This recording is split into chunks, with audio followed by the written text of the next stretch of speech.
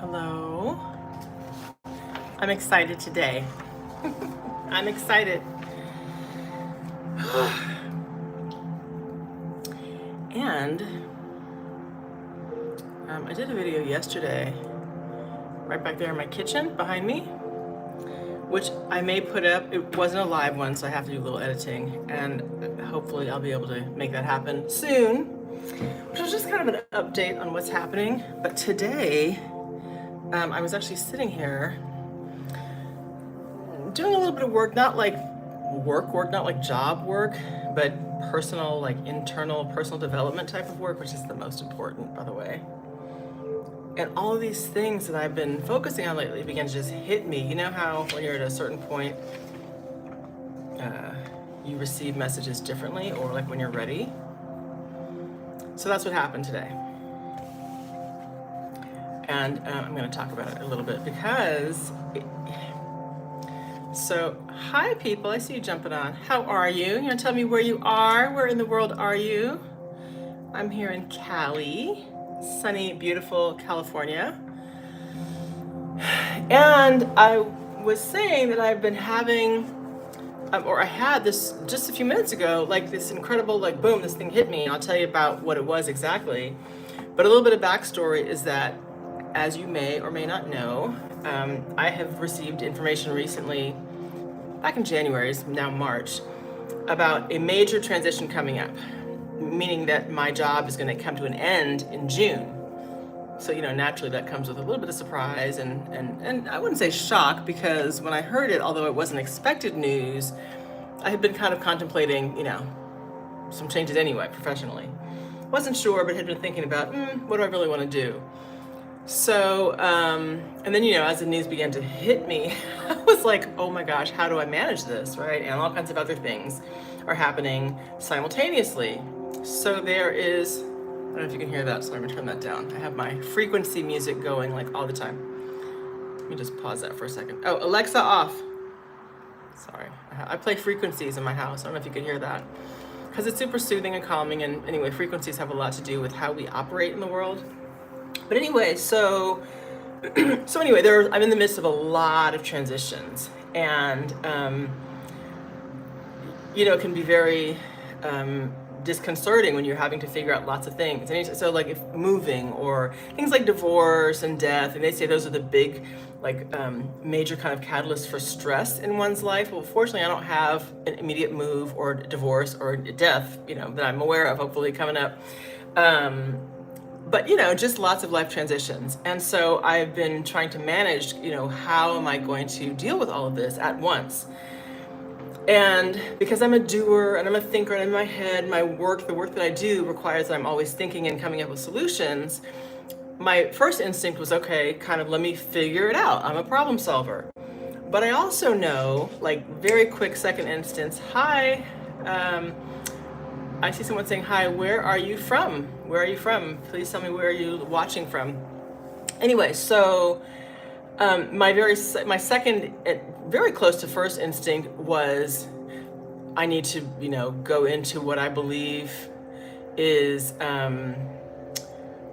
like my true core, right? Like what really sustains me. And it has nothing to do with a job or someone I may know to help me or anything like that. It has to do with, that internal source that we all have within us. Hi, everybody. I love it when you guys say hi. I'm getting hearts and stuff. Thank you so much. Thank you so much. I'm so happy that you guys are here. And I'm so happy really to be back on the channel talking to you. So hi, I see you're from Maryland. Cool. Yeah, exactly. So yeah, okay, so the comment about the internet, I'm gonna mention that in a second. So right, so my first instinct was like, okay, whatever, and a little bit of kind of, okay, how do I figure this out? And then it was immediately, wait a minute, I've kind of been thinking about this, sort of like calling this in, these changes.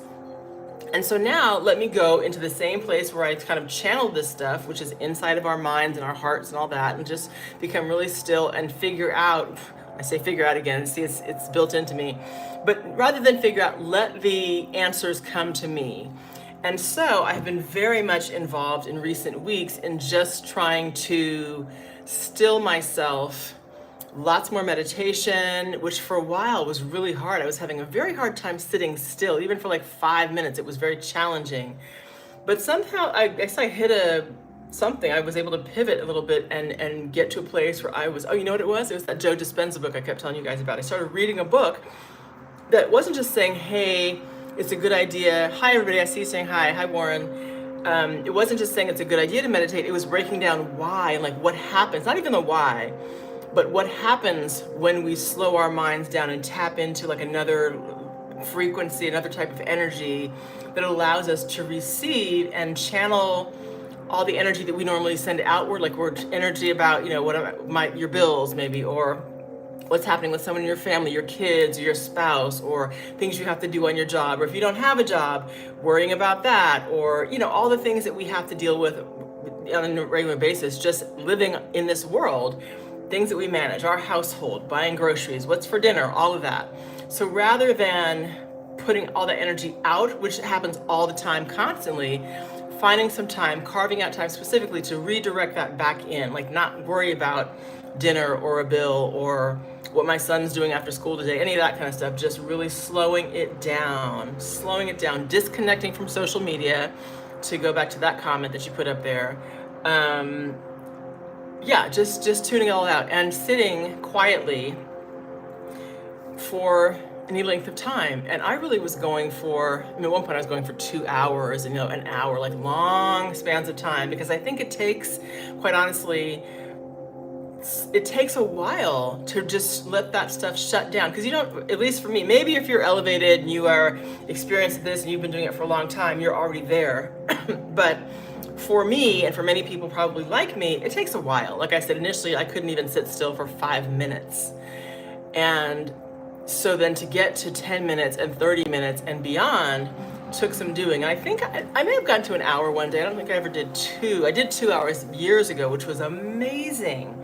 But you know, all that stuff's going around, all the things that we're thinking about, and this pops up and that pops up. And okay, wait, don't think about that, quiet. You know, you have to go through all that. And then finally, it's like your mind just like gives up and it just stops and allows you to receive, right? Receive the information that's already inside of you. So you don't have to go figuring things out or wondering what to do. You can just become quiet and receive this information. So that's what I've begun to do for the past several weeks, both in terms of meditation.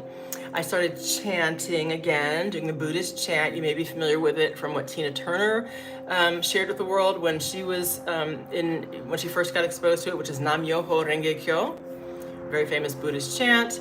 And also just, you know, well, so like I have right now on my TV, let me turn it up, I don't know if you can hear it. So I tune into YouTube all the time and put on frequencies, just frequencies, listen. Can you hear that? I don't know if you can hear that. Anyway, it's just different sounds that have been scientifically proven to just calm your nervous system or things like that. So, that's where I am now. Although nothing has changed, I still don't know the answers to many of the questions that I'm facing right now. But I began to do this work.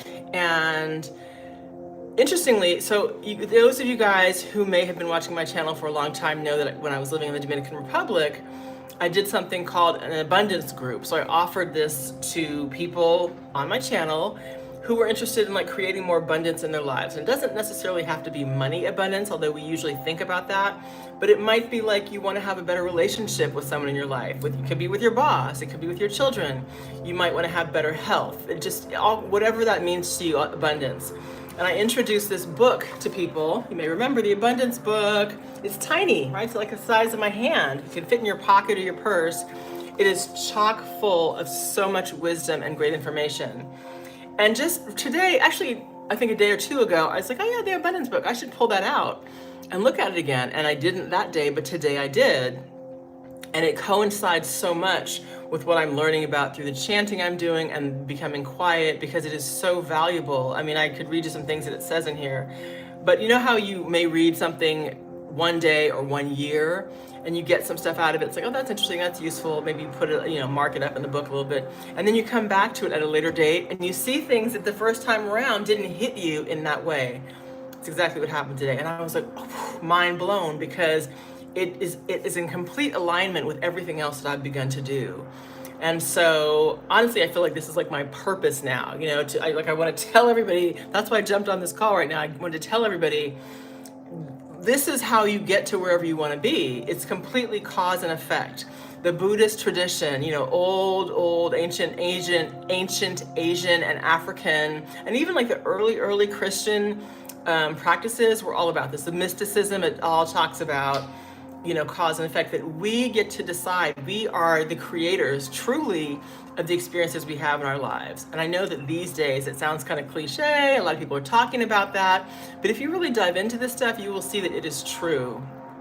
And not just because you read it in a book and like, oh, this person said it and someone else said it, but you'll experience it in your own life. And so I've had instances recently where it's like really seemingly random or coincidental things are happening. And I realize it's not random. It's like I'm tapping into this force, this energy, whatever you want to call it, God source inside of me. It doesn't matter what name you give it, but it's the same thing. You're tapping into that, which is leading. It's almost like a river that's flowing. It's a river of all this goodness. And when you get in the flow of it, you don't have to work hard to figure things out. You don't have to work hard to achieve or to receive healing in your body, or a better disposition or outlook on life. When you're in that flow, that's what the flow is. It's all positive and wellness and goodness that just comes to you naturally, because you have found the place where you're just like in your little raft floating along, right? And sure, if you think about a river, there are, stones and, sticks and whatever that come up sometimes. But if you just remain in your little raft, maybe you have to exert some effort to kind of row around those obstacles at times, but you stay in the flow. You don't get out and try to do something different, pull the rock out of the water. That's counterproductive. So, this was probably hitting you guys differently than it's hitting me, because I'm in the moment of it right now as I speak to you.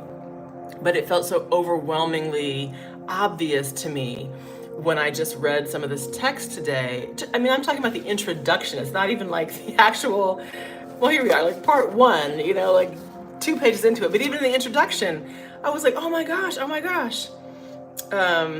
Okay, I'll read you one little part of it. It's not even a full sentence. It says, the energy of abundance is constantly radiating from the source within. Like it's already in us. The secret is to be aware of this unfailing principle, to understand that lack of whatever kind is simply the outpicturing of a false belief. Hello. So when we're caught up in it's so hard, this is bad, the politics are horrible, any of those kinds of things, we are holding those beliefs. And so lo and behold, look at the world, right? And it's not just us, it's collectively. We believe that, somebody over there is bad, or this is a problem, and we keep talking about it and being upset about it and, pushing against it. It just keeps it alive, rather than shifting, going, what I can do is I can tune into what's good inside of me and focus on that. And when you become good, I've talked about this before in old videos, it's like you're one little molecule of goodness, one little sunshiny, happy molecule. When you get to that place where you're like, it could just be like a decision one day. I'm just going to choose to be happy today. Maybe some things are stressful. Maybe your bills aren't paid. Maybe you're not feeling great. You had an argument with somebody, all those kinds of things can be present, and still you can decide, yes, and I still am going to decide to be happy. And that doesn't mean you're doing cartwheels down the street necessarily, but it could mean that you just choose to see something positive. You're driving down the street or you're walking down the street and you're like, wow, it's a really beautiful tree. Or I love that song on the radio. Just little things. You just move in small increments until you're able to take larger steps toward this feeling of peacefulness inside. And as each person does that, naturally, your little happy molecule clumps together with other happy molecules, and then what do you know? You have a groundswell of goodness and happiness that happens throughout the world.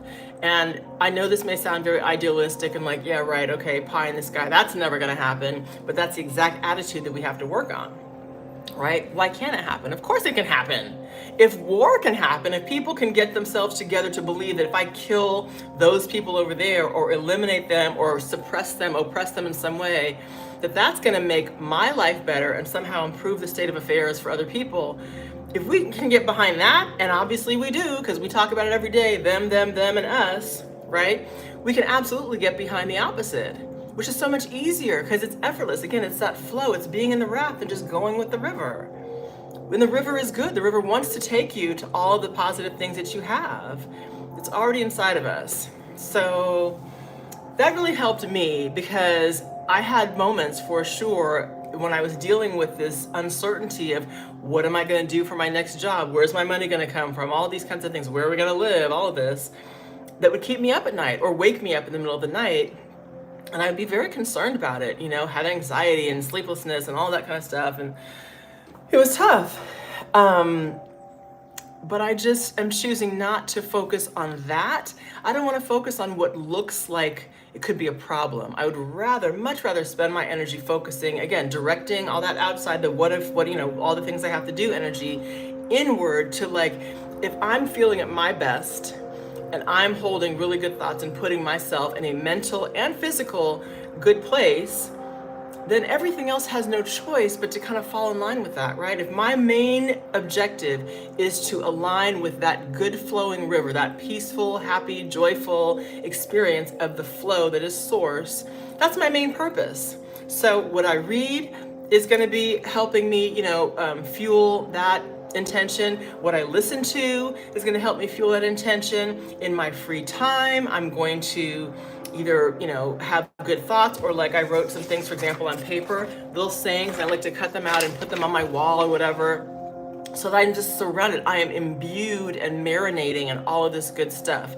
If I work on that, rather than going, oh no, what am I going to do? And oh shoot, do I have enough? And what about that? That's counterproductive. So if I focus on all the good things, and I'm talking about really just, let's say for 30 days, make it my absolute purpose to be only focused on what's good. Imagine what will happen. Imagine.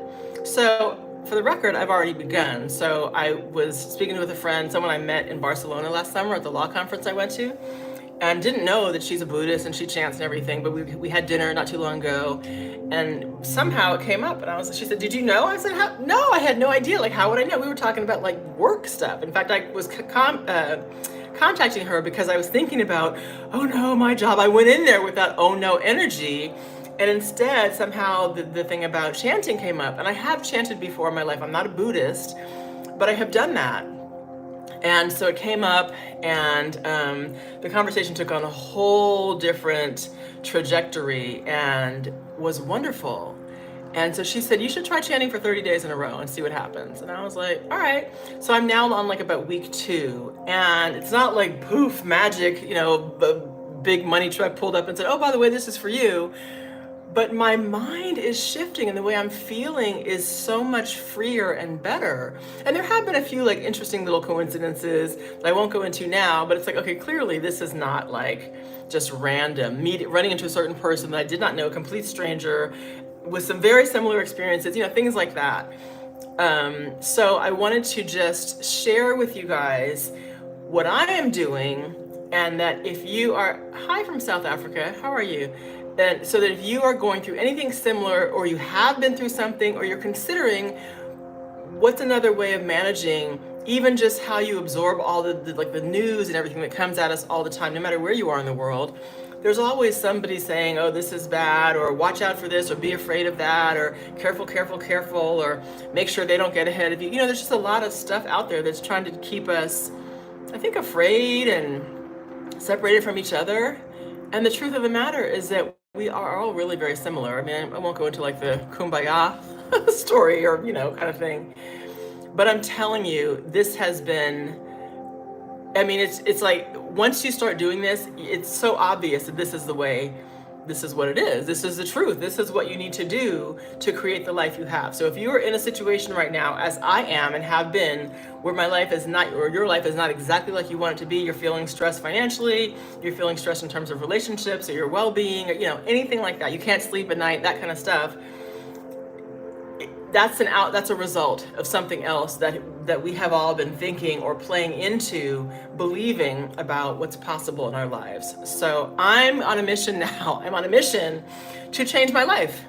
through these thoughts and through these practices. And so I will be happy to share with you what progress I make. I will be happy to share with you any, excuse me, if I have any little setbacks, or just, when things come up and it's like it feels difficult, because that does happen. It's not always like wonderful balloons and rainbows. Sometimes it's very challenging. Like, there's times I don't feel like doing some of like maybe the reading or doing a chant, because I chanted this morning for 30 minutes, actually a little bit more than that. But anyway, you don't always feel like doing the thing, but I also don't feel like being worried and stressed financially and, not in a good place. I'd much rather push through and go for a walk or do some type of prayer or meditation that may be uncomfortable in the moment than have an extended period of like really being stressed out, right? So it's like pay now or pay later kind of thing. Discipline, exactly. Discipline is so key. And I will tell you, I don't feel like I've been super disciplined in my life. In some ways I am very disciplined. Like when it comes to like